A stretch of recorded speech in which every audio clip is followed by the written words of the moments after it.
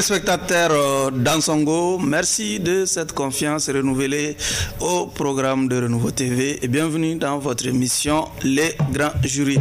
Ce soir, le Grand Jury reçoit M. Youssouf Hassan Diallo. Il est ancien candidat à l'élection présidentielle, précisément celle de 2002. M. Diallo, merci de cette toute première comparution devant le Grand Jury. Merci. Avec moi pour vous interroger ce soir, Abdraman Keita, il est directeur de publication du journal Le Témoin. Bonsoir Abdraman. Bonsoir. El Hadji Chana Takiou, 5 fois El Hadji, il est directeur de publication du journal Le 22 septembre. Bonsoir El Hadji Chana Takiou. Bonsoir Barou, tu vois, ça fâche Abdraman. N'en déplaise à ton voisin. On va demander le ridicule, 5 fois là, une fois si c'est différent. Et dis-lui que je m'apprête même à aller pour la 6e fois. Et la Oumra. Et je suis Oumar B. Sidibé pour ceux qui nous suivent sur la radio Renouveau FM ou sur la 98.1 FM. Encore une fois, bienvenue à toutes et à tous dans votre émission Les Grands Jurys. Monsieur Diallo, votre observation sur la composition du jury devant vous juger ce soir. Bon, c'est la première fois que je fais connaissance de cette composition du jury. Peut-être à l'exception du jeune frère Chahana Takiou que j'ai eu la chance de rencontrer lors d'une conférence de l'OCI à Marrakech au Maroc. Le jeune frère Keita m'avait rappelé qu'on s'était vu aussi il y a de cela, je ne sais pas, plus de 20 ans. Hein. Oui. Voilà, donc quant à vous, nous nous sommes déjà vus, je crois. Oui. Voilà, je crois que c'est une équipe, Masha'Allah, qui est tout à fait indiqué pour composer ce jury. Au vu de leurs performances, j'ai eu l'occasion de visionner certaines de leurs émissions avec d'autres personnes. Donc je me dis qu'ils font l'honneur des médias du Mali. Bifadlillah, Masha'Allah. Abdraman, nous avons un accusé qui porte plusieurs casquettes.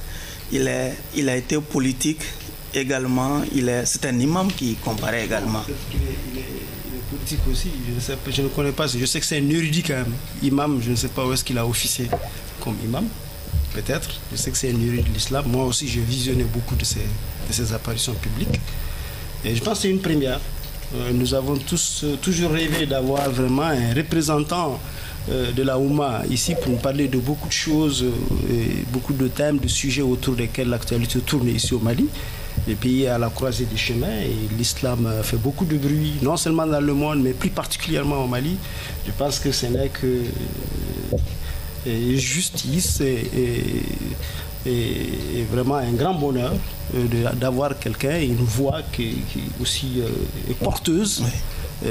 Comme légitime, l'invité d'aujourd'hui pour nous parler de beaucoup de choses ici. Voilà. Donc, Chana, des avant-propos. Oui, en tant qu'acteur aussi, on ne le revendique pas très souvent du mouvement démocratique. J'ai suivi avec une très grande attention la campagne présidentielle de 2002. Je l'ai découvert sur le petit écran de l'ORTM avec son éloquence. Et à l'époque, les musulmans devaient statuer pour apporter leur soutien à un candidat qui répond à un certain critère. Et tout le monde pensait que les musulmans d'alors, ou les responsables des associations islamiques d'alors, notamment l'AMIPI à l'époque, le Haut Conseil islamique n'existait pas. Oui. C'était l'AMIPI. Tout le monde pensait que l'AMIPI allait porter son candidat sur ce savant, parce que pour nous jeunes à l'époque, et aujourd'hui aussi, c'est un savant. C'est un savant. Malheureusement, le choix de l'AMIPI était porté sur un autre candidat qui n'était pas lui. D'accord. Et ça frustrait beaucoup de gens, notamment beaucoup de croyants. Bon, beaucoup d'eau a passé sous le pont. Oui. C'est quelqu'un qui s'est beaucoup fait remarquer aussi dans différentes prêches sur l'ORTM. Oui. Et comme il l'a dit, j'ai eu vraiment le privilège de la rencontrer il y a peut-être 7-8 ans à une conférence internationale à Marrakech. Oui.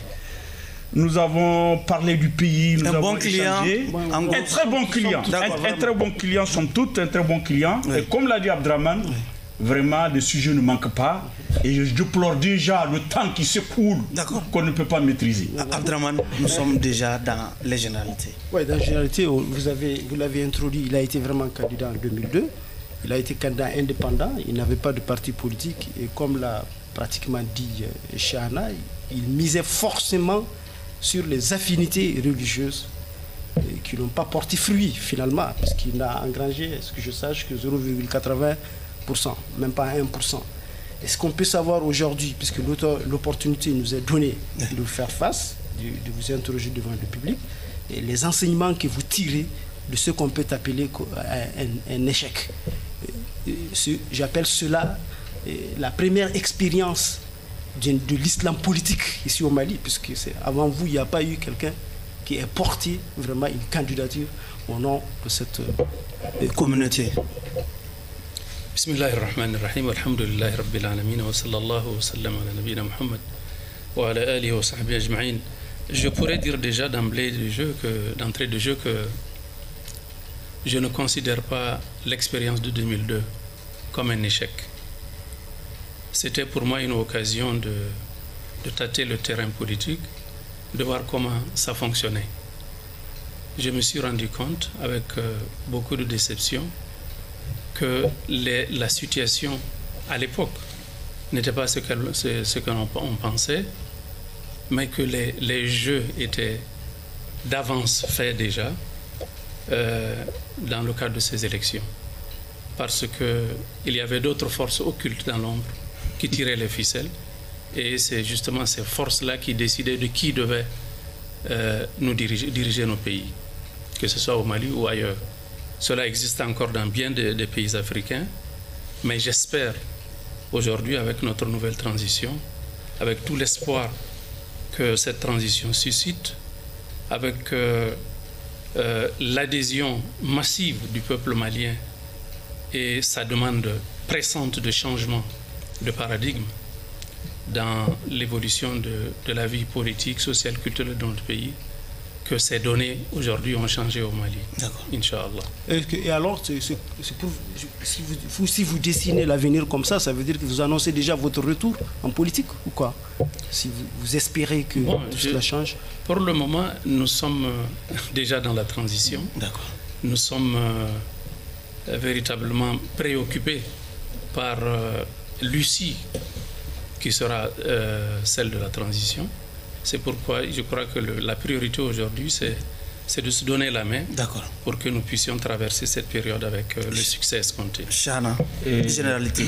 Monsieur Youssouf Hassan Diallo, Abdraman et moi-même n'avions vraiment pas manqué de qualificatifs pour vous. Donc je voudrais que vous vous présentez à nos téléspectateurs, parce que c'est la première fois que vous êtes au grand jury. Quel est votre parcours, cursus universitaire et professionnel? Très brièvement. Bon, allez-y. Très brièvement, je m'appelle Youssouf Hassan Diallo, comme vous l'avez annoncé. Oui. Je suis originaire du nord du Mali, précisément du cercle d'Ansongo, région de Gao. J'ai fait mon lycée à Tombouctou, le fameux lycée franco-arabe de Tombouctou. Après le lycée, j'ai fait un petit passage à l'école normale supérieure de Bamako. Après cela, j'ai continué mes études universitaires en Arabie Saoudite. J'ai commencé par l'université islamique de Médine, où j'ai fait des études arabes et islamiques. Ensuite, j'ai fait un autre séjour à l'université islamique de la Mecque, qui est devenue aujourd'hui l'université Umm al-Qura. Là aussi, j'ai fait des études islamiques et arabes. J'ai fini par mon cursus universitaire en Arabie Saoudite par l'université du roi Abdelaziz de Jeddah, où j'ai obtenu un bachelor degree en économie. Entre-temps, je suis sorti pour revenir un peu en Afrique, au Mali, au Niger, où j'ai travaillé dans le domaine de l'action islamique, toujours. Après cela, j'ai été sollicité par l'Organisation de la coopération islamique pour travailler au département des conférences. C'est là que je suis resté jusqu'à la retraite Entre-temps, j'ai fait un master en sciences politiques à l'université Pierre Mendès France, précisément à l'Institut d'études politiques de Grenoble, où j'ai fait donc un master 2 en sciences politiques. Voilà pour le cursus universitaire et aussi pour le cursus professionnel. Merci beaucoup. Mais parallèlement, je me suis beaucoup occupé de l'action islamique, le côté associatif surtout, la propagation du message de l'islam et la participation au débat sur l'islam, sur le dialogue entre les religions. Quel message, nous y sommes déjà, oui, parce que vous parlez de l'islam, quel message l'islam adresse à la communauté islamique, à la Oumma islamique? Quel message? Parce que vous avez propagé beaucoup de messages. Quel message et quel message vous voudrez, en tant que musulman, adresser aux Maliens? Le message que j'adresse au peuple malien, c'est le message de l'islam qui est bien connu, qui est le message de paix. Car ne l'oublions pas, étymologiquement, le mot islam vient du radical salam ou silm, qui veut dire paix. Donc l'islam est venu pour propager la paix, la concorde, l'entraide, le vivre ensemble, la cohésion, la fraternité, l'amour, l'entraide entre tous les peuples de la planète. L'islam qui a été prêché par Mohammed sallallahu alayhi wa sallam, le prophète Mohammed alayhi salatu wa sallam, c'est le parachèvement de tous les messages divins que Dieu a révélés sur les prophètes. Le prophète Mohammed sallallahu alayhi wa sallam est venu fermer le cycle de la prophétie.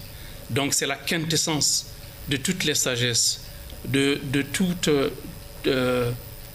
les réformes qui ont été professées par les différents prophètes à leurs différents peuples. C'est tout cela qui est résumé dans le message de Mohammed sallallahu alayhi wa sallam. Oui. Donc l'islam est véritablement un acquis. C'est quelque chose d'extrêmement positif. C'est l'islam qui a façonné notre vie, notre civilisation, notre culture, notre façon de faire, notre regard sur l'univers pendant plusieurs siècles. Okay. Donc c'est un acquis incommensurable que nous devons préserver, que nous devons protéger, que nous devons renforcer. Oui. Voilà. J'ai envie de connaître votre regard déjà sur ces actes qui sont commis au nom de l'islam, en tout cas dans notre pays. Comment vous les qualifiez, ceux qui commettent ces actes-là? Sont-ils des djihadistes ou des terroristes? Ou des islamistes, ou des musulmans tout court? Ces actes, je n'ai pas besoin de vous le dire, sont en porte-à-faux avec le vrai message de l'islam.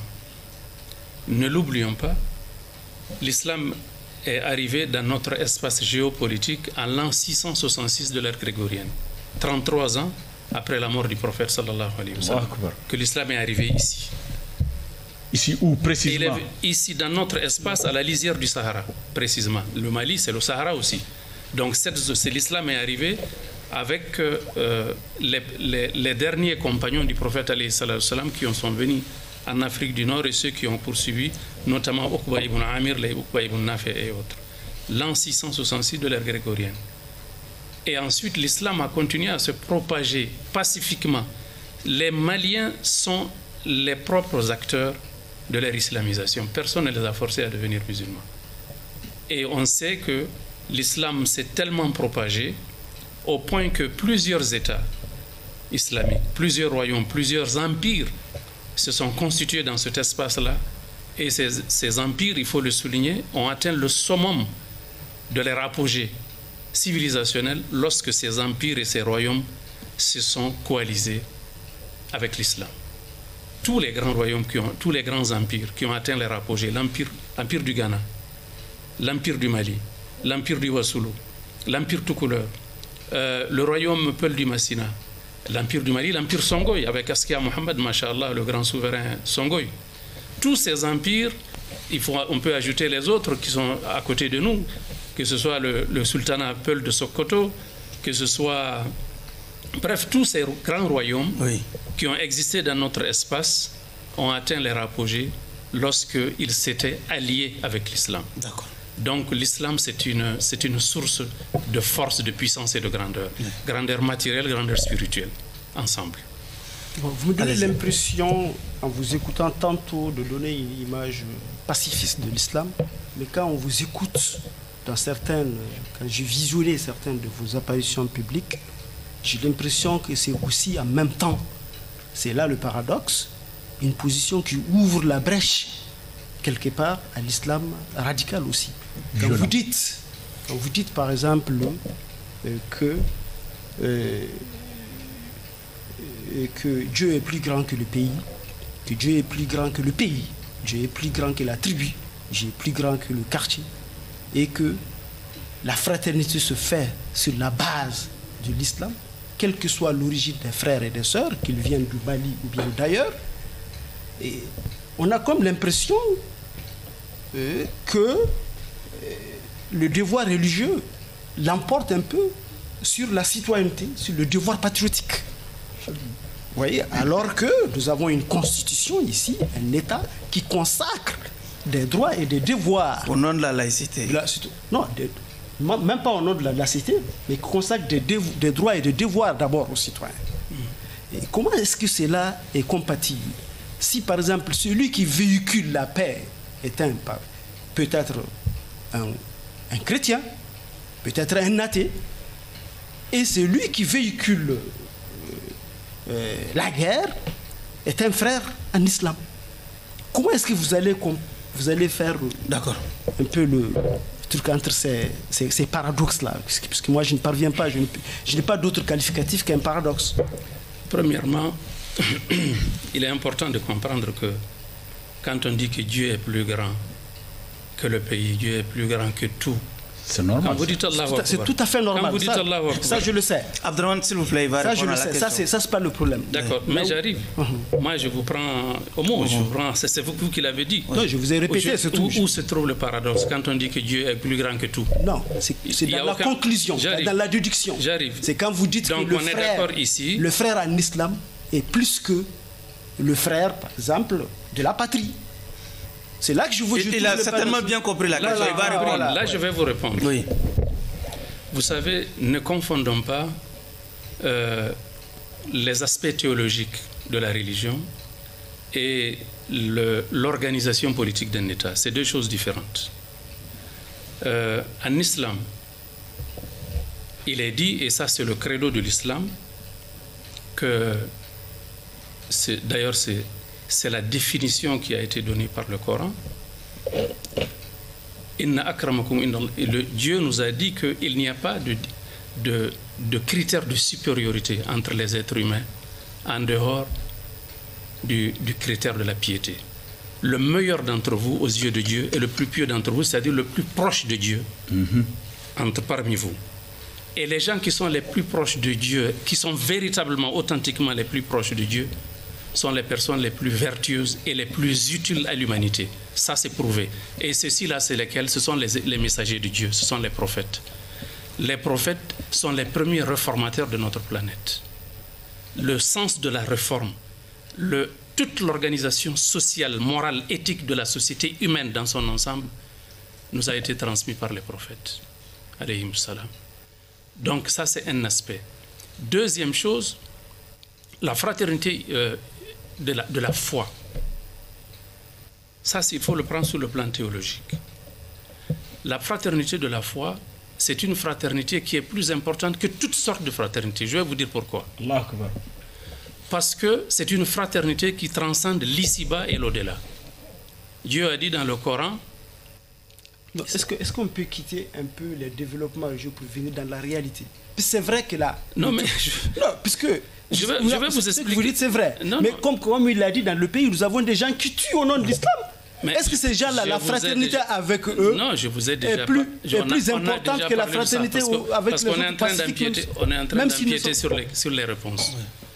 Quand vous posez une question sur une question donnée, il vaudrait mieux attendre la réponse de la question avant d'amener une autre question. Oui. Sinon, il y a de la confusion. Allez-y, terminez. La première question que vous avez posée sur les actes qui sont posés par ces gens, la réponse a été claire.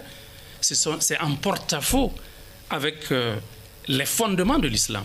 L'islam est venu pour donner la vie à l'être humain. Ce n'est pas moi qui le dis, c'est le Coran qui nous l'a dit.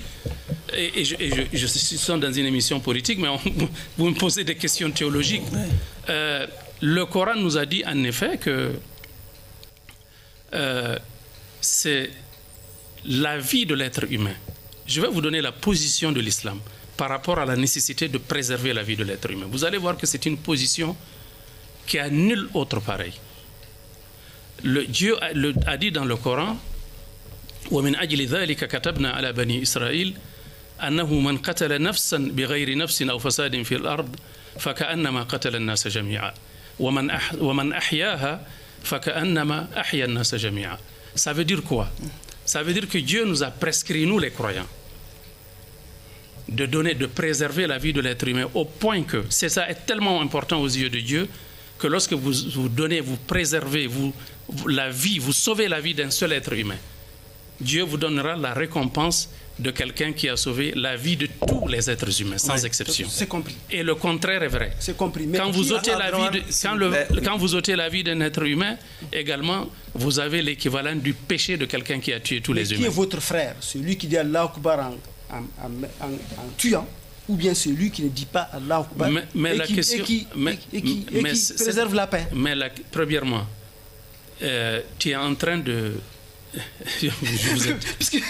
je viens. En fait, vous êtes en train de vous évertuer à mettre une similitude entre notre position en tant que musulmans et des gens qui viennent tuer des gens qu'on ne connaît pas, sans visage, qui tuent les gens comme ça au nom en criant Allahu Akbar. D'accord. Par rapport à cela, je peux vous donner des informations importantes. Allez-y. Regardez.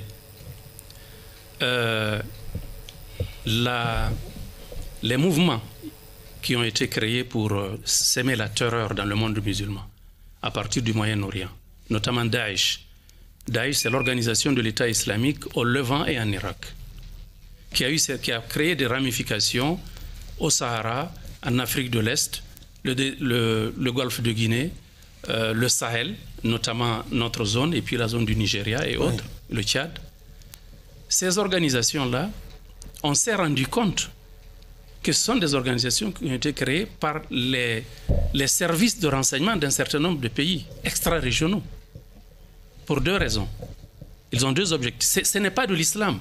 C'est le mode opératoire qu'ils font, qui Allah Akbar, tout ça là, et puis ils ont deux objectifs dans cela. Le premier objectif, c'est décrédibiliser, c'est discréditer l'islam. Pour que des gens comme vous ou comme d'autres disent que ces gens-là qui sont en train de tuer sont des musulmans. Parce que ça contribue à discréditer. Les gens qui ne savent pas pensent que c'est effectivement des musulmans. Mais c'est juste le mode opératoire dont nous disposons. Nous, on a des informations sur l'endroit où ils sont formés, où ces gens-là sont formés. Moi, ma foi est intacte par rapport à ça, vraiment. Et cela ne m'empêche pas de poser des questions pour beaucoup plus. Il n'y a aucun problème. J'ai dit vous ou quelqu'un d'autre. Donc ça, c'est le premier objectif, discréditer l'islam. Parce qu'ils viennent, ils prennent un individu, ils amènent des caméras avec haute résolution pour montrer que c'est des gens qui ont des moyens et qui sont mus par des services de renseignement bien professionnels. Ils mettent quelqu'un, ils se mettent à égorger quelqu'un et on filme la scène. On filme la scène et on balance la scène sur les réseaux. La personne égorge en disant Allahu Akbar. Qu'est-ce que les gens diront de l'islam? Ils vont dire que c'est des musulmans. Ça, c'est le premier objectif. Deuxième objectif, c'est pour nous déposséder de nos territoires. Aujourd'hui, ils sont là, au nord du Mali, au centre du Mali. Ils sont en train de terroriser nos populations qui se déplacent par masse. Donc on abandonne ces terres-là, des terres extrêmement riches. Et vous le savez autant que moi, le Mali a des réserves estimées à plusieurs trillions de dollars, en réalité. Des ressources naturelles, que ce soit l'or, le diamant, le fer, le pétrole, le gaz, etc. Donc ce sont des territoires qui sont convoités. Il faut donc nous déposséder de ces territoires. C'est pourquoi on crée ces organisations, etc. Bon, il y a beaucoup de choses à dire sur ces choses. Allez-y, Chana. Monsieur Youssouf, au Mali, la religion pose souvent un problème. Il ne s'agit pas de terroristes, mais des officiels religieux même, qui sont membres des organisations dites islamiques, qui sont fortement politisées, qui participent à la vie politique. Et ça crée souvent des confusions. Et c'est dans cette optique que la semaine passée, nous avons entendu un communiqué de l'imam qui se démarque du projet de constitution pour appeler les musulmans à ne pas donner leur confiance à ce projet de constitution parce que simplement, il y a un mot qu'on appelle laïcité. Je voudrais savoir si laïcité est synonyme d'athéisme dans le monde arabe et islamique. Très bien. J'espère que vous allez me permettre de m'exprimer. Premièrement, quand vous dites que les musulmans créent des problèmes en participant à des activités politiques, etc., je vais vous dire tout de suite que la vision que l'islam a de la politique, de l'action politique... Je n'ai pas dit musulmans, les responsables des organisations islamiques. Je n'ai pas voulu dire des organisations. Je suis d'accord, que ce soit des responsables d'organisations ou des musulmans tout court. Oui, oui. Je vais vous dire qu'en islam, il n'y a pas de frontière entre l'action politique, l'action religieuse, l'action sociale. Pourquoi? Parce que l'islam est un tout. Le musulman, il vit l'islam dans sa chair, du berceau au tombeau. Il le vit individuellement, il le vit dans la communauté, il le vit au niveau de l'État, il le vit au niveau de la communauté internationale. Le musulman, il n'a pas de frontière par rapport à cela. Et je vais vous donner ma référence par rapport à cela. C'est pour dire que l'islam et, par exemple, le christianisme, ce n'est pas la même vision. Par exemple, mais les juifs, c'est différent. Chez les juifs, ils ont un projet de société, ils ont une législation, les chrétiens n'en ont pas, mais les musulmans en ont. Alors, quelle est notre référence par rapport à cela? Notre référence, c'est le prophète Mohammed sallallahu alayhi wa sallam. Est-ce que les musulmans savent que le prophète alayhi salatu wa sallam, il a été un fondateur d'État et il a été le premier chef d'État de cet État qu'il a fondé. Et cet État a continué à exister jusqu'à l'effondrement, ou je sais pas, à l'effondrement de l'Empire ottoman turc. L'Empire ottoman turc, c'était un califat. Voyez-vous? Donc c'est un État, le prophète a créé un État et il a été le chef de cet État. Est-ce qu'il y a plus politicien qu'un chef d'État? Donc c'est pour dire que sur ce plan-là, il n'y a aucune condamnation à faire par rapport à quelqu'un qui voudrait participer à la vie politique en tant que musulman ou en tant que... Ça, c'est un aspect. Deuxième chose, si nous en venons à la question de la laïcité. La question de la laïcité, c'est une question extrêmement importante par rapport à laquelle il est important que les Maliens se retrouvent en débat. C'est un débat qui aurait dû être fait depuis 1960. À l'indépendance. Il n'a pas été fait, il n'est jamais trop tard de bien faire. Aujourd'hui, où on parle de refondation du Mali, tous les aspects toutes les questions qui sont relatives à notre gouvernance doivent être débattues entre les Maliens dans la sérénité et dans la compréhension mutuelle. Alors, c'est pour vous dire que d'abord, il y a une chose à comprendre. Il y a de l'amalgame, il y a de la confusion qui est entretenu autour d'abord des concepts, notamment le concept de la laïcité. Les gens pensent, parfois naïvement, que la laïcité signifie la liberté de culte ou la liberté de conscience. La laïcité ne veut jamais dire la liberté de culte et la liberté de conscience. Ça, il faut qu'on s'entende là-dessus. La laïcité signifie l'équidistance de l'État. Ce n'est pas l'équidistance de l'État. Ça signifie qu'il faut... En musulman, en islam, laïcité en islam. Ça existe même en islam, non, ce n'est même pas en islam. C'est un mot moderne. Je parle de la laïcité dans son acception originale. Dans son acception originale. La laïcité signifie le fait de... Séparer? Ce n'est pas séparer, mais c'est plutôt éloigner, écarter, évacuer Dieu, évacuer le divin, évacuer la référence à Dieu dans la gestion de la cité. C'est ce que ça signifie. Il est important qu'on s'entende là-dessus. C'est donc une idéologie. La laïcité est une idéologie. La laïcité participe d'une idéologie, de la mise en œuvre d'une idéologie, une idéologie anti-Dieu, anti-divine, anti-cléricale. Et c'est une création, c'est une invention française, par excellence, il faut qu'on se le dise. Il faut qu'on se compte. Et on connaît l'histoire. Les circonstances historiques dans lesquelles la laïcité est née en France ne nous concernent pas, nous les Maliens, nous les musulmans, ça ne nous concerne pas. C'est dans quelles circonstances? La société française avant 1789 était subdivisée en 3 classes. Il y avait la noblesse, il y avait le clergé, il y avait le tiers-état. La noblesse, qui est la monarchie, s'est associée au clergé pour martyriser 80% de la population que constitue le tiers-état. c'était la corvée, c'était la dîme, c'était le travail forcé, c'était l'exploitation à outrance de ces 80% de la population. Donc pour vous, en clair, laïcité veut dire anti-Dieu. Monsieur Diallo, la République ne nous appartient pas aussi. Nous avons adopté la République comme nous avons adopté la laïcité. On est en train de comprendre. La République ne vient pas de chez nous. Donc, si, nous avons adopté aussi la République. Non. La laïcité a été adoptée.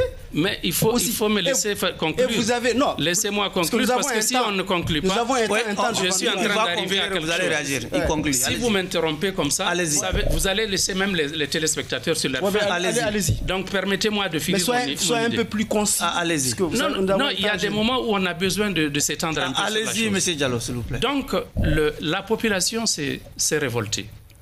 Ce n'est pas seulement en France, c'est dans toute l'Europe. On s'est révolté, il y a eu la fameuse révolution de 1789, la monarchie a été renversée, le roi, c'était Louis XVI, et sa femme, Marie-Antoinette, ont été décapités. Et ensuite, le clergé qui était complice de la noblesse dans l'exploitation à outrance de la population aussi a été...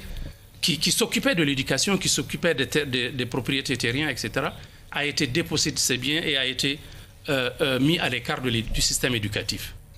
Et on a proclamé la République. En fait, ça a commencé d'abord par l'Empire, ensuite de changement de mutation en mutation. En 1905, il y a eu la fameuse loi sur la laïcité qui a consacré la situation actuelle que connaît la France. D'accord.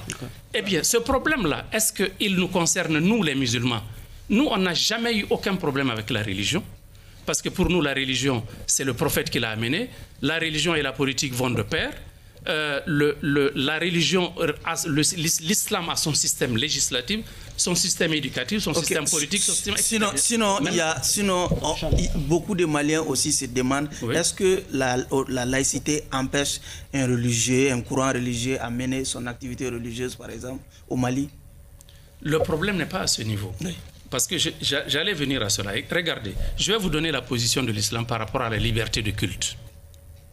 Il est important de le comprendre parce que d'aucuns pensent que l'islam est contre la liberté de culte. C'est pourquoi les musulmans rejettent la laïcité. Oui. Ce n'est pas cela. Je vais vous dire pourquoi. Le prophète a dit, alayhi salatu salam, dans un hadith, c'est notre référence principale. C'est lui qui a été le réceptacle de la révélation coranique. Il faut le dire directement en français. Il ne faut pas dire d'abord en arabe et puis traduire. Allez-y, non. Dites-le directement. Où est le problème?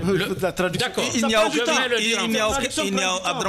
a aucun problème. C'est là, allez-y. Allez-y. Oui. C'est la laïcité. Au nom de la laïcité. Le prophète a dit, alayhi salatu salam, man adha dhimmiyan. كنت خصمه ومن كنت خصمه خاصمته يوم القيامة أو كما قال صلى الله عليه وسلم. Il a dit quiconque porte préjudice à un zimmi c'est un chrétien ou un juif citoyen de l'État islamique, quiconque lui porte quelque préjudice que ce soit, le jour de la résurrection, je me constituerai en partie civile pour défendre ce chrétien ou ce juif devant cette personne qui l'a lésé, et je gagnerai le procès. C'est le prophète qui parle, c'est pas moi. Allez-y, Abdraman, s'il vous plaît. Donc nous revenons un peu pour dire qu'en réalité, effectivement, la laïcité dont vous parlez, vous avez été quand même candidat. On ne vous a jamais entendu remettre en cause ni la République ni la laïcité quand vous étiez candidat. Ça veut dire qu'en réalité, on se plaît bien. On s'est longtemps complu dans cette situation de laïcité aujourd'hui, et c'est un peu quand même étonnant que ça revienne avec force, puisqu'il y a des brèches dans lesquelles on peut entrer. Qu'à cela ne tienne, vous dites qu'en islam, qu'il n'est pas interdit les incursions entre l'islam et la politique. Mais est-ce que cette distance-là comme il a dit, des organisations religieuses vis-à-vis de la chose politique n'est pas bienvenue dans un pays où les courants religieux ne s'entendent pas? Est-ce que le croisement entre islam et politique ne contribue pas à un choc des courants religieux? Vous pensez qu'il faut entretenir... Je vais vous répondre. Vous avez posé beaucoup de questions dans la même question. Allez-y. Parce que le temps ne nous permet pas de il va répondre maintenant à votre question. Du petit temps qu'on a, oui, il va beaucoup de questions à la fois. Je vais vous dire que le fait que moi, par exemple, j'ai un projet de société qui s'inspire des valeurs de l'islam. Les valeurs de partage, de tolérance, de spiritualité, où je m'adosse sur Allah subhanahu wa ta'ala pour gérer la cité. Parce que c'est ce qui nous a manqué depuis 60 ans. C'est la raison pour laquelle, par exemple, notre système éducatif laïque a été stérile, a été incapable de nous produire des dirigeants intègres qui nous empêchent de tomber dans le trou dans lequel nous sommes aujourd'hui. Depuis 62 ans, le Mali est aujourd'hui dans le fossé du fait de ces gens, de ces dirigeants, de ces leaders qui ont été formés à l'école laïque. L'école laïque qui basée sur l'immoralité, sur l'irréligiosité, sur l'anti-Dieu. C'est la raison pour laquelle nous devons réviser, nous devons revenir sur les fondamentaux qui sous-tendent notre système éducatif. C'est pourquoi nous voulons que nos enfants apprennent à connaître Dieu. L'école laïque, l'irréligiosité. Vous êtes sûr Pardon? que pendant 60 ans, c'est l'irréligiosité qui a géré le Mali? Ce sont des dirigeants qui ont été sévrés de la religion, qui ne l'ont pas appris. Où ils vont l'apprendre? Dans quelle école? L'école laïque? C'est interdit dans l'école laïque d'accéder à Dieu. D'accord. C'est ça le problème. Allez-y. Maintenant, je viens. Si moi, je décide, par exemple, de proposer au peuple malien un projet de société qui s'appuie sur les valeurs spirituelles et morales de l'islam, pour gérer le pays, pour sortir de l'impasse dans laquelle nous nous trouvons aujourd'hui. Est-ce que le fait que X ou Y n'ait pas la même vision que moi, il est musulman, il n'a pas la même vision que moi, ou même un homme musulman malien n'a pas la même vision, cela m'empêche de présenter mon projet de société? Il n'y a aucun rapport. Il n'y a pas de lien entre ces deux. Ça risque un choc. Allez-y, Chana. Quel choc? Où est le choc? Chana va poser une question, allez-y. Oui. Vous avez parlé du prophète Mohammed, paix et salut sur lui, que la meilleure des bénédictions soit sur lui, sa noble famille et ses compagnons. Amin. Vous avez dit qu'il était un chef d'État. Oui, tout à fait. Mais au temps du prophète Mohammed et des califes, on avait un État conquérant. Oui. Il n'y avait pas une organisation d'un État, le fonctionnement d'un État à l'époque. J'en veux pour preuve les modalités de passation et d'alternance de pouvoir. Après la mort du prophète Mohammed, paix et salut sur lui, sa succession, avant même qu'il ne soit inhumé, il y a eu des difficultés pour qu'Abou Bakr puisse le succéder. Après Abou Bakr, Abou Bakr, lui, il a désigné Omar avant de mourir. Après Omar également a consulté les sages pour pouvoir désigner Ali. Après la mort d'Ali, vous savez tous les désordres qu'il a eu dans l'islam. Parce qu'il n'y avait pas de règles établies pour l'exercice du pouvoir et pour l'alternance du pouvoir. Donc, je ne comprends pas quand vous dites que au temps du prophète, il y avait un État. C'est vrai, il y avait un État, mais pas comme c'était un État conquérant. Un État conquérant qui était dans le djihad, qui se battait pour l'islam. La laïcité, selon beaucoup de gens, selon des lectures que j'ai effectuées, est apparue au temps de l'Empire ottoman. Avec Ousmane au Liban, où les minorités religieuses la question à présent, étaient brimées. Oui, la question. Donc vraiment, je pense que il n'y avait véritablement d'État comme nous le vivons dans le monde entier. À l'époque du prophète, c'était un État conquérant.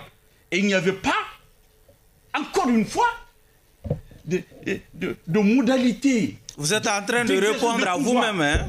Non, c'est à lui d'exercer du pouvoir. Et s'il y en a, je voudrais qu'il me donne une référence coranique ou des dits du prophète par rapport à l'organisation d'un État et les modalités de fonctionnement, d'alternance, de prise de pouvoir. Il va répondre à votre question. Voilà, premièrement, quand vous dites que l'islam a été un État conquérant, je vais vous dire que non, l'islam n'était pas un État conquérant. L'islam est un État tout court. C'est l'État islamique qui a été créé par le prophète de l'islam, c'est un État tout court. Un État se prépare pour la guerre. Si un État doit faire la guerre... Voilà, conquérant. Vous revenez à ce que j'ai dit. Non, je vais vous dire... Non, c'est différent. C'est différent. Pourquoi c'est différent? Parce qu'il y a 3 situations dans lesquelles il est autorisé en islam de faire la guerre. Il y a ce qu'on appelle une guerre préventive, une guerre punitive et une guerre préventive, une guerre défensive et une guerre punitive. Ce sont ces trois formes de guerre qui existent en islam. Il n'y a pas de guerre offensive à proprement parler.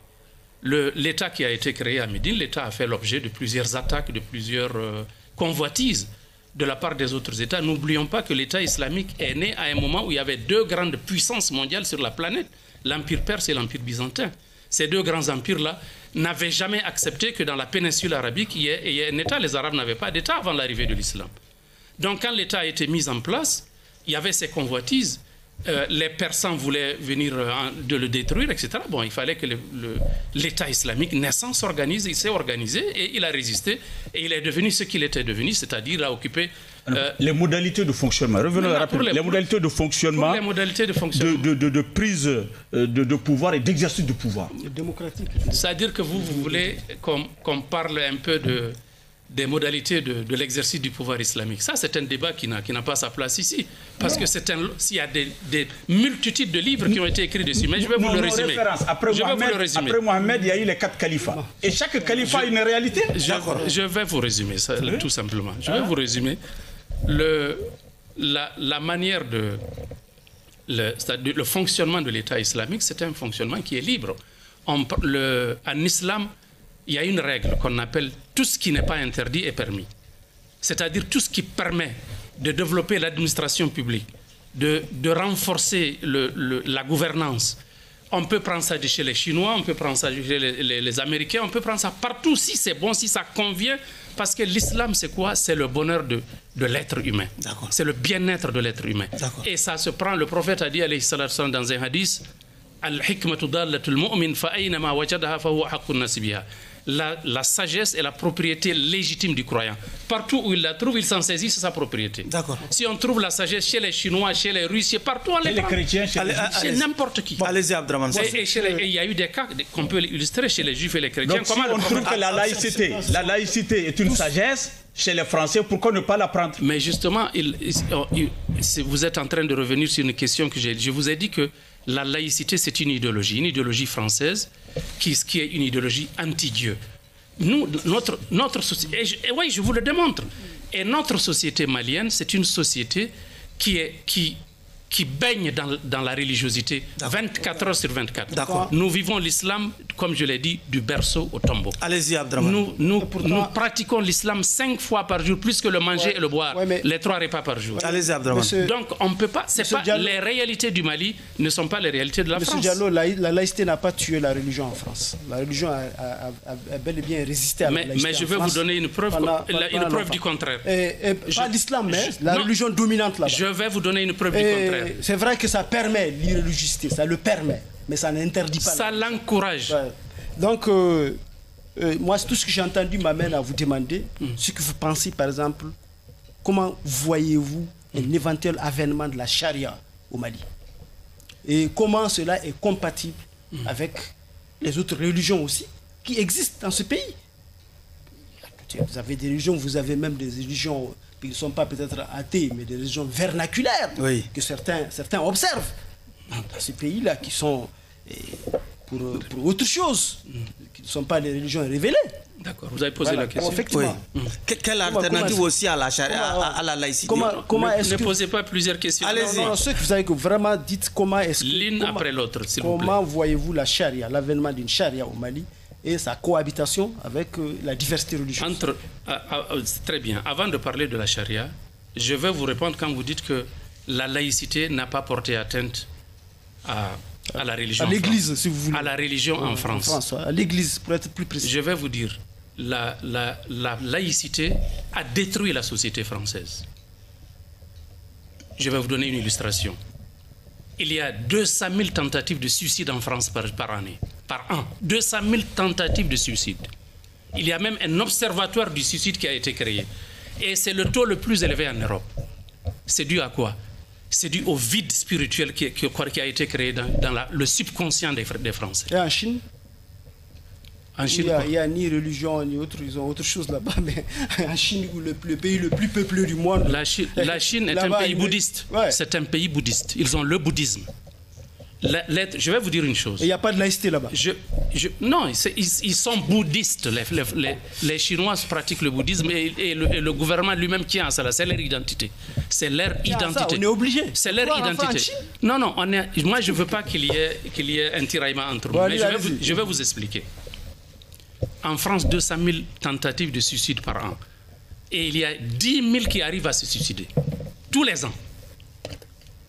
Mais je viens. Non, il faut que je vous montre les dégâts de la laïcité en France. Parce que c'est la France qui est notre référence. C'est la référence de nos élites intellectuelles qui ne jurent que par la France, par le modèle français. Et la constitution du Mali actuelle, c'est un copier-coller de la constitution française, pour votre information. C'est un copier-coller, c'est une copie qu'on a distribuée à tous les pays francophones. On l'a souvent entendu. Ils l'ont distribuée pas seulement au Mali, à tous les pays francophones d'Afrique. C'est pour nous maintenir quoi? C'est pour nous maintenir. Je reviens. Non, c'est important. Cet aspect est important pour moi. Cet aspect est important pour moi. C'est la raison pour. C'est-à-dire que nous, on est en train de nous maintenir sous la coupe idéologique et culturelle de la France. C'est ce que nos élites sont en train de faire. Et ça, les gens qui parlent de refondation du Mali, qui parlent de recouvrer la souveraineté du Mali, n'atteindront jamais cet objectif tant qu'ils sont sous la coupe de l'idéologie française. D'accord. Il faut que ça soit compris. Maintenant, revenons à la question. Répondez à la question de la charia. Vraiment, comment voyez-vous un éventuel avènement de la charia et comment est-ce que la charia est possible dans une diversité religieuse que nous vivons ici? Voilà, c'est ça la vraie question. Et non pas. Sauf que vous avez posé aussi l'autre question, Abdraman. C'était une observation. Allez-y. C'était une observation. Il a aussi le droit de réagir à l'observation, certainement. Allez-y. Et la question principale, la question accessoire, ne doit pas l'emporter sur la question principale. Il va maintenant répondre à la question principale. Voilà. Allez-y. Pour votre information, les Maliens vivent déjà dans la charia. On est déjà dans la charia. Le fait de se marier conformément aux règles de l'islam, c'est de la charia. Le fait d'organiser, vous organisez le baptême selon la charia, vos enfants. Comment vous les baptisez? C'est pas selon la charia? Selon la sunna. Pas forcément. C'est pas la sunna? Non, la charia, c'est toute chose. Allez-y. Qu'est-ce que ça veut dire? Non, nous, la charia, ce qu'on reconnaît, on retient de la charia, ce ne sont pas les aspects là que vous venez de développer, mais autre chose. C'est quoi? C'est par exemple couper la main de quelqu'un quand il y a vol. Mais justement. C'est décapiter quand il y a autre chose. Voilà. Non, je vais vous expliquer. C'est contre l'abolition de la peine de mort et beaucoup d'autres choses. C'est ça la charia, c'est ce que vous percevez comme. Voilà. Cette charia-là. Que les organisations, comment on appelle les djihadistes, les terroristes aujourd'hui, les Amadou Koufa, les Iyad Gali veulent imposer et qui sont peut-être même en train d'imposer dans certains pays. Ils en ont fait la preuve sur l'occupation en 2012. Voilà, en 2012, c'est de cela qu'il s'agit. Oui. Votre perception de cette charia. Non, je vais vous expliquer. La charia de l'islam, il y a deux concepts islamiques aujourd'hui qui ont été diabolisés. Et il est important pour les musulmans de redresser les choses et de rectifier les concepts et les notions. Le djihad a été diabolisé et la charia a été diabolisée. La charia, d'abord, ce n'est pas les stéréotypes que vous voyez sur les écrans, que les gens montrent. La charia, c'est plus que ça. La charia, c'est toutes les règles de fonctionnement du système juridique, du système politique, du système économique, du système social, du système éducatif de l'islam, des musulmans, dans la communauté musulmane. C'est tout cet ensemble de règles qu'on appelle les règles de la charia. Parmi lesquelles le code pénal occupe peut-être 0,1% du contenu. Ce que vous êtes en train de parler, ce dont vous êtes en train de parler, à savoir l'amputation ou l'application de la peine capitale et autres, ça, c'est l'aspect pénal de la charia. D'accord. C'est ce qui est plus effroyable. Non, si les gens n'adhèrent pas à la charia, ça pose de ça. C'est pourquoi on vous pose cette question. Non, je vais vous dire. Prenons si ce n'est que ce que vous dites là, tout le monde allait dire la charia, c'est bienvenu si ce n'est que ça. Mais c'est parce que aujourd'hui, si c'est rejeté dans la société, c'est pourquoi on veut savoir. Quand vous posez des questions, il faut attendre les réponses. On ne peut pas répondre et en même temps poser une question et en même temps répondre à la place. Oui, allez-y. Voyez-vous, quand vous prenez par exemple le système judiciaire américain, Aux États-Unis, il y a la peine de mort. C'est la chaise électrique.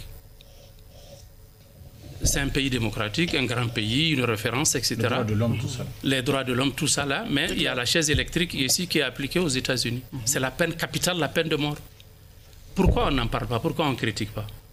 Pourtant, c'est la même chose. On donne la mort à des gens sur une chaise électrique. Monsieur Diallo, il nous reste que 33 minutes avant de terminer l'émission. Voyez-vous? Donc, l'islam, il faut le reconnaître, l'islam a son système pénal. D'accord. Prenons par exemple le cas de la peine capitale. Vous adhérez à ça? S'il vous plaît. Moi, je n'adhère pas à l'islam. Vous me posez cette question? On veut savoir cet aspect. Écoutez-moi d'abord. Ne me posez pas la question si j'adhère à l'islam. Je suis un imam. Comment je n'adhère pas à l'islam? Non, à cette partie-là. La charia, c'est le code pénal. C'est le système pénal de la législation islamique. Si vous prenez la peine capitale, parce qu'il y a de la désinformation. Les gens sont sous-informés. Il y a un déficit d'information sur ces choses. Il y a trop d'amalgame. Les médias ne sont pas informés. Les gens balancent des informations sans les vérifier. Non, il faut que je réponde à cet aspect-là.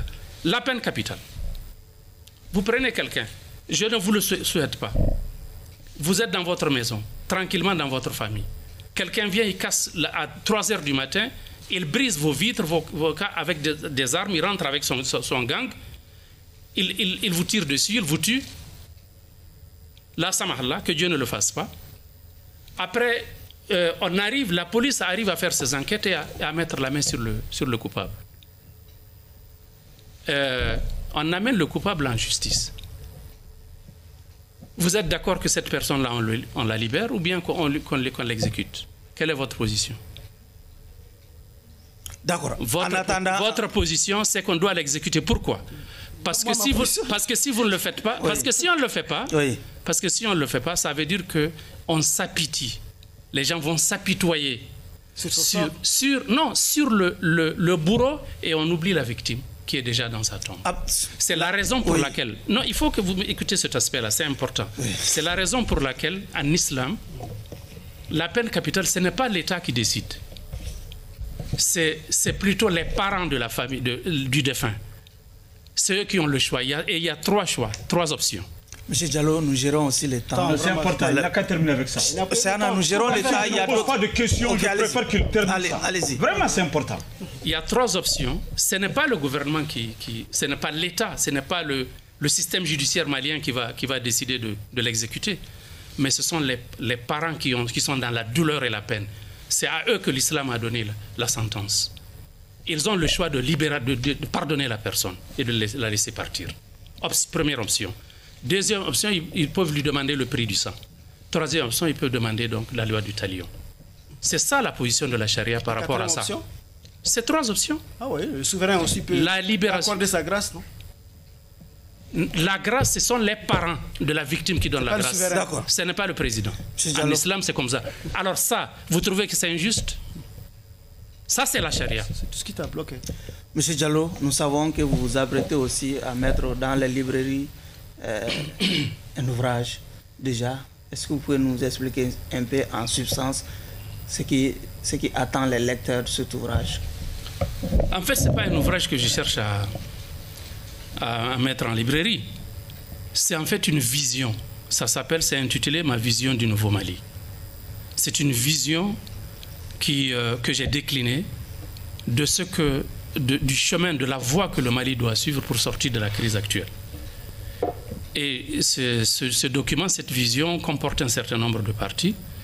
Il y a d'abord la partie qui concerne notre histoire, notre passé.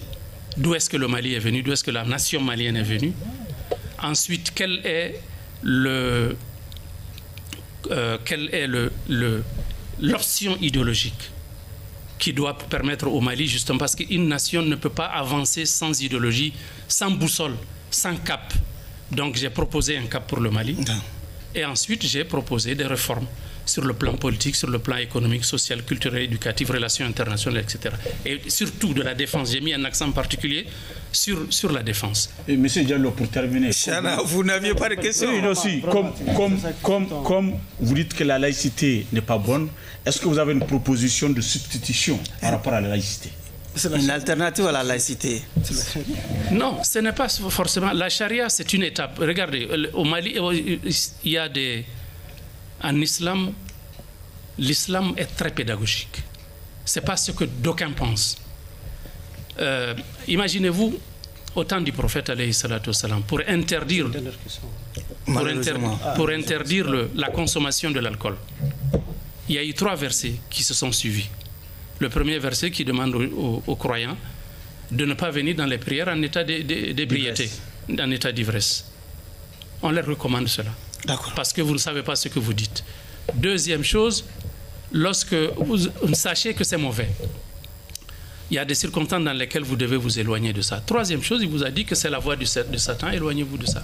Nous sommes, donc c'est la pédagogie. Non, je n'ai pas répondu à sa question. Oui, mais non, puisque non, ça c'est compris. On va véritablement... Monsieur Diallo, il n'a pas pu... Nous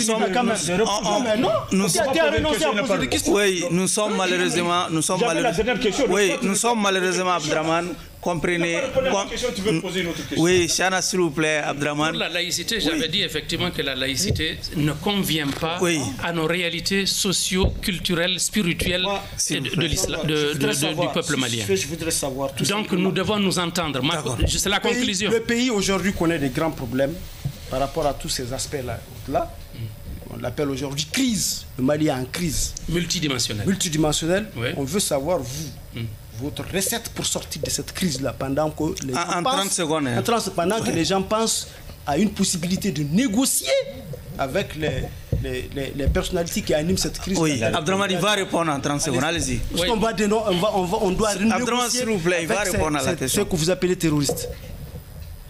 Moi, je pense que le Mali, pour sortir de la crise, très rapidement, la crise sécuritaire, le Mali a 2 options à mener ensemble.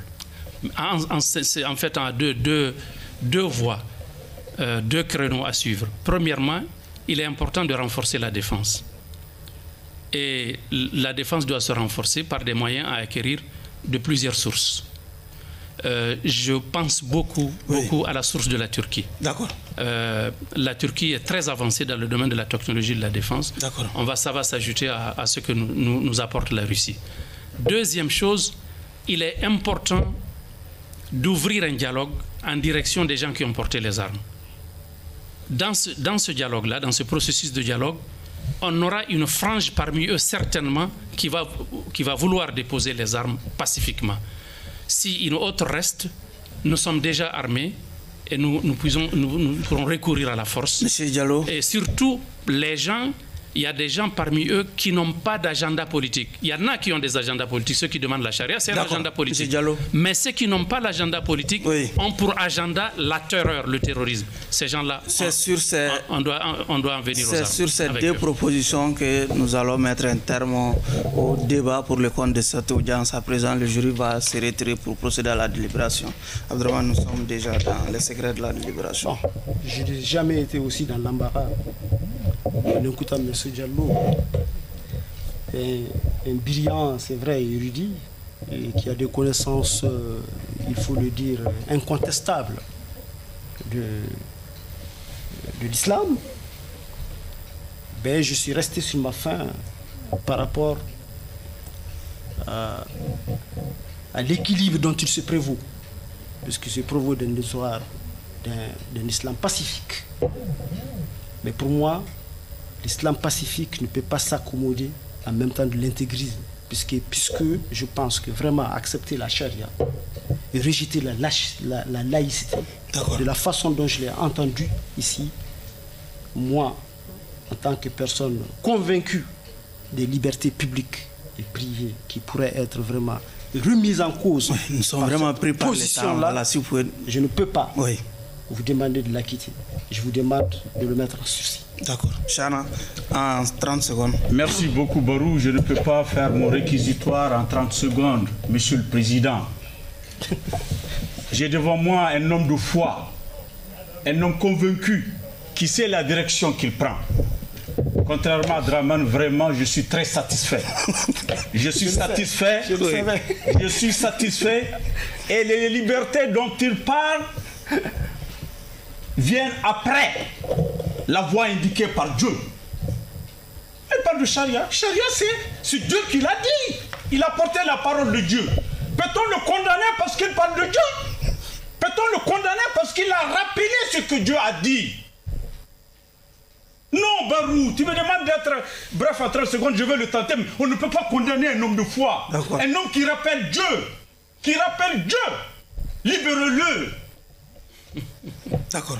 C'est déjà au bénéfice de ces deux réquisitoires, en tout cas pour ce qui concerne celui de Chana, il est tranché. Pour Abdraman, encore des zones d'ombre. Le sursis, ouais. Le sursis. Ouais, puisque donc, au bénéfice donc de ces réquisitoires, au bénéfice de ces deux réquisitoires un peu à la limite opposée, j'ai la faiblesse de m'aligner derrière celui de Chana pour libérer purement et simplement l'accusé des liens de l'accusation. Par conséquent, M. Diallo, vous êtes acquitté. Un dernier mot en 20 secondes. Le dernier mot, c'est que je suis très désolé que mon jeune frère Keïta n'a pas saisi les contours de l'exposé que j'ai fait par rapport à la charia.